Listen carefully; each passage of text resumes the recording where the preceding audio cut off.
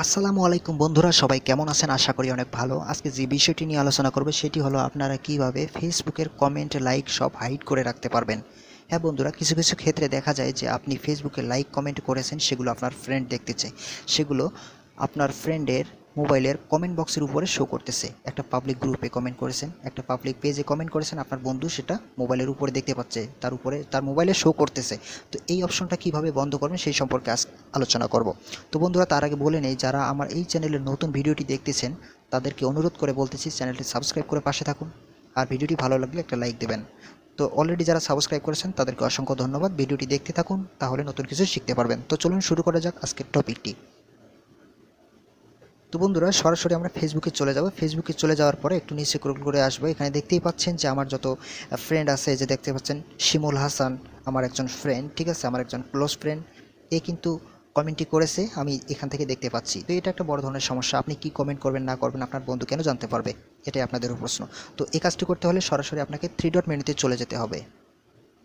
বন্ধুরা, three dot মেনুতে চলে যাওয়ার পরে নিচে একদম স্ক্রল করে চলে আসবেন। এখানে দেখতে পাচ্ছেন সেটিংস অ্যান্ড প্রাইভেসি নামের একটা অপশন পাচ্ছেন।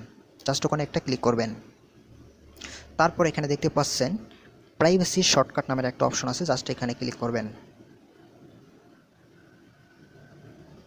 তো বন্ধুরা, এখানে ক্লিক করার পরে আর একটা পেজ ইন্টারফেস শো করবে, জাস্ট এখানে ক্লিক করবেন। যে দেখতে পাচ্ছেন যে লক অপশন আছে, review a few important privacy settings নামের একটা অপশন আছে, জাস্ট এখানে একটা ক্লিক করবেন।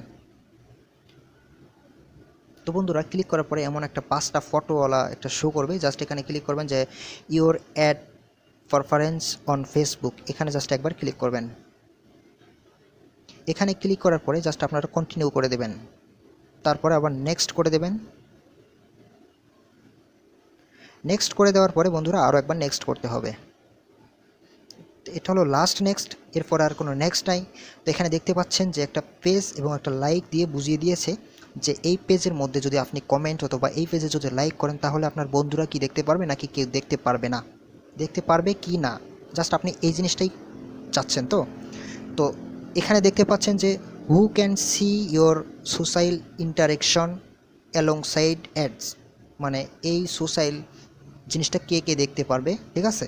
তো কে কে দেখতে পারবে, তো আপনারা এইটাই চান। তো এখানে দেখতে পাচ্ছেন যে ইওর ফ্রেন্ডস, তার পাশে দেখতে পাচ্ছেন যে ইওর ফ্রেন্ডস নামের একটা অপশন আছে, জাস্ট এখানে একবার ক্লিক করবেন।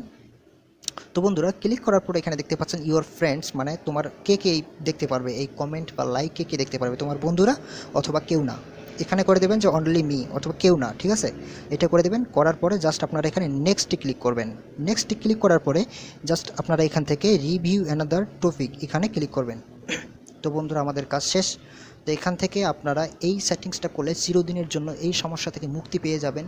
আমি এই সেটিংসটা করলাম, আমার যত ফ্রেন্ডস আছে আর কখনো আমার করা পোস্ট আমার করা কমেন্ট এবং লাইক কোনো ফ্রেন্ড আমার দেখতে পারবে না। তো বন্ধুরা, আপনারা যদি এই সেটিংসটা করেন সত্যি আপনারা উপকৃত হবেন।